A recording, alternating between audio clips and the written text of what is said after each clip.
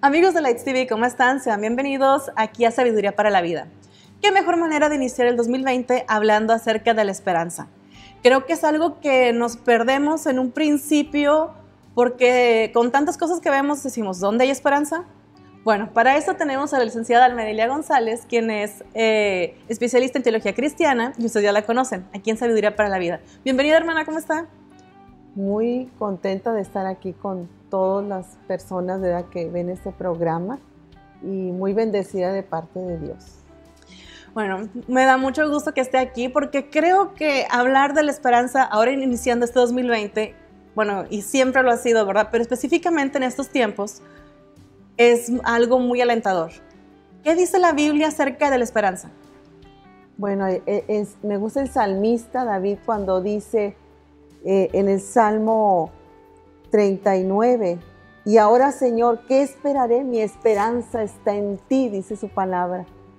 La esperanza nos habla de optimismo, es una joya del cristianismo porque aunque el mundo dice que lo último que se pierde es la esperanza, y es cierto, pero si hay esperanza hay fe en Dios.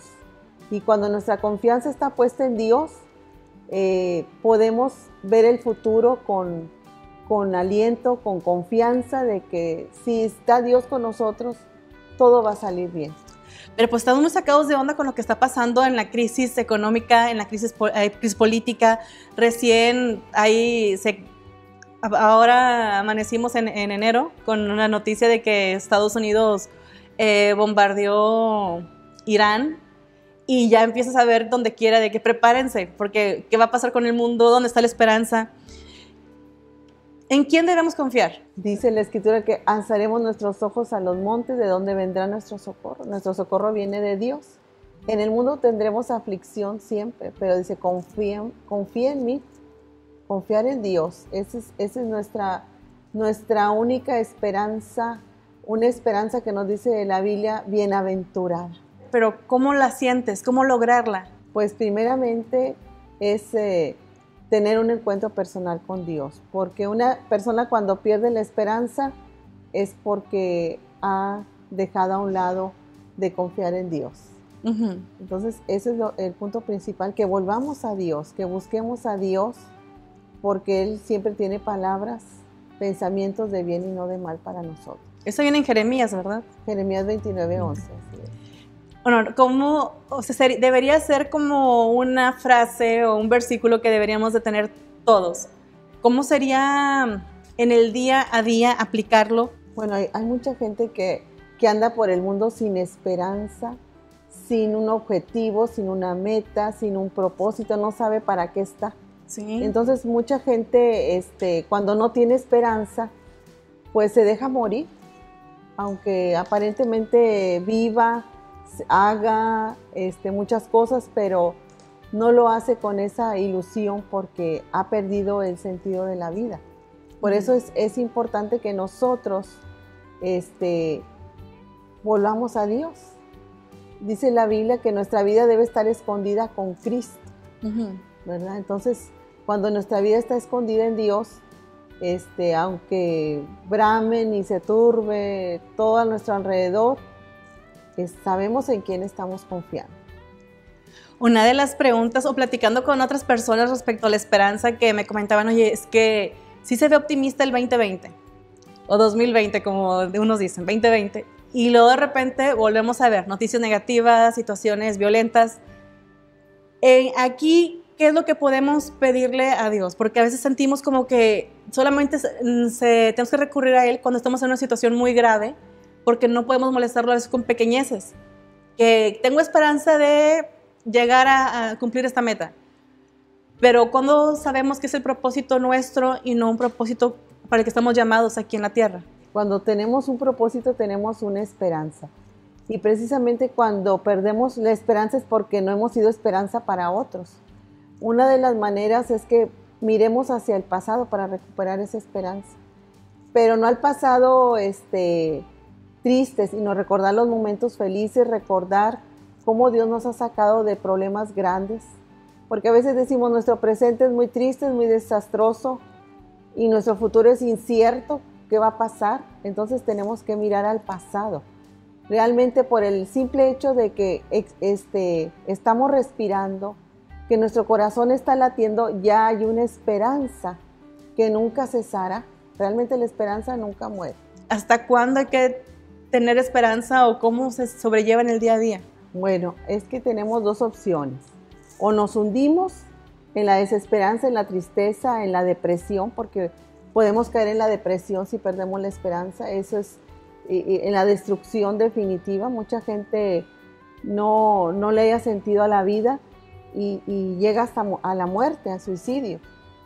Pero tenemos la opción de poner nuestro enfoque en Dios, de poner nuestro enfoque no tanto en nosotros, porque ese es el problema, que nos vemos mucho nosotros y dejamos de enfocarnos también en los demás.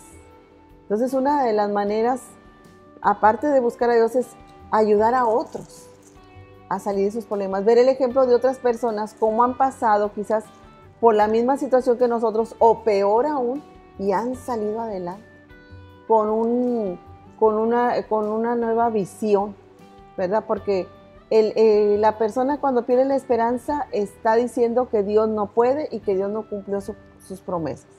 Entonces eso a Dios hace que Dios sea degradado, hace que Dios sea rechazado de nuestra vida cuando perdemos la esperanza. Pero es algo maravilloso cuando nosotros podemos ir a los ejemplos que nos da la palabra de Dios. Justo le iba a comentar, ¿verdad?, de eso. ¿Qué personajes bíblicos son los que perdieron la esperanza o perdieron todo?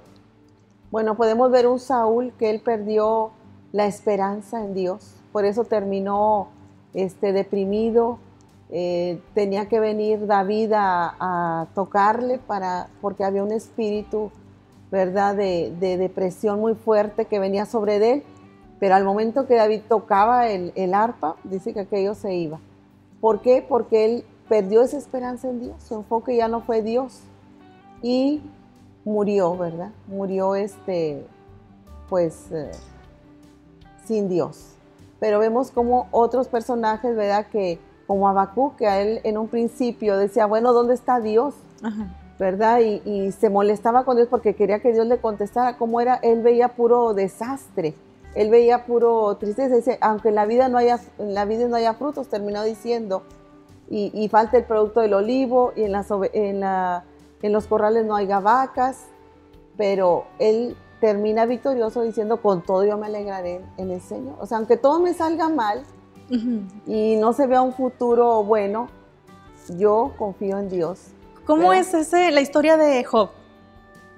Job fue un personaje, un patriarca, que él fue un hombre, un varón, dice, temeroso de Dios, uh-huh, un varón justo para Dios, y que aunque él perdió todo, perdió sus bienes materiales, perdió todos sus hijos, inclusive hasta su salud, él podía decir, Jehová dio, Jehová quitó, sea el nombre de Dios bendito. Entonces, ¿por qué? Porque él amaba a Dios, no las bendiciones de Dios, porque a veces nosotros buscamos las bendiciones de Dios, pero no buscamos al dador de las bendiciones. Y cuando es así, es que nosotros nos venimos todos a pique, ¿verdad? Decimos, no, pues Dios no me contestó como yo quería, no veo la solución al problema, yo quiero que ya son muchos años con este problema y no veo la solución a mi enfermedad, no veo sanidad, no veo prosperidad en mi negocio, en mi matrimonio, en mi familia. Entonces usted dice, no, pues es que Dios no me ama, Dios no me contesta,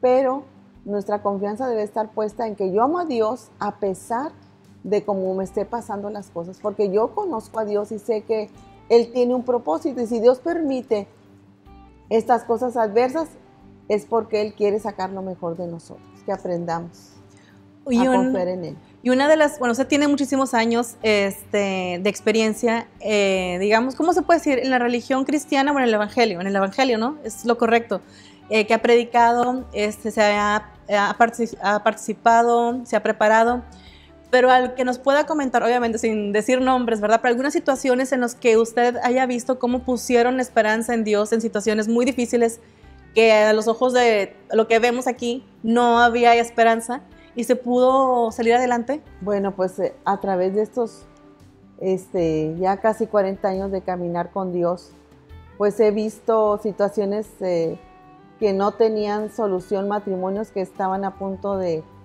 destruirse, ¿verdad? De acabarse, enfermos que no tenían solución, y cómo Dios ha obrado cuando las personas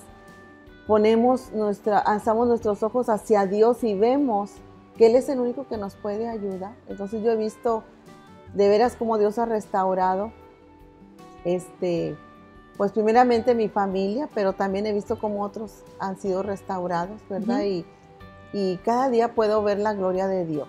De veras que aún lo negativo lo he visto como una bendición, porque Dios lo ha permitido para que yo pueda ayudar a otros que están en una situación parecida, ¿verdad? Entonces yo he visto cómo jóvenes han encontrado en Dios ese propósito para su vida. Entonces, ¿cómo podemos recuperarla? ¿Hay una serie de pasos o qué hay que hacer? De que los que nos están viendo digan, hoy voy a tomar acción para recuperar la esperanza porque ya me cansé de sentirme, así que desesperanzado, sin rumbo, sin brújula, sin propósito. ¿Habría una serie de pasos o cómo se puede hacer? Bueno, primeramente cambiar nuestra manera de pensar, porque el que no tiene esperanza piensa negativamente y todo lo ve en negro ya. Entonces, la Biblia dice que debemos de pensar en todo lo bueno, todo lo honesto, todo lo puro, sea algo digno de alabanza. Es decir, en cosas positivas, ¿verdad? Y cuando nosotros vemos con los ojos nuestros, lo vemos todo gris o negro.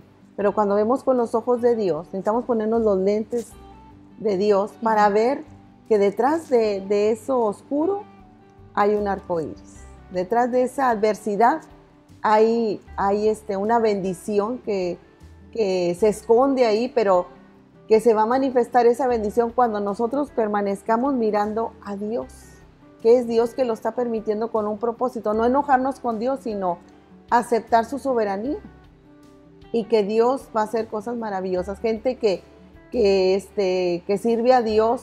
Me tocó una experiencia de un joven que a los 17 años quedó paralítico.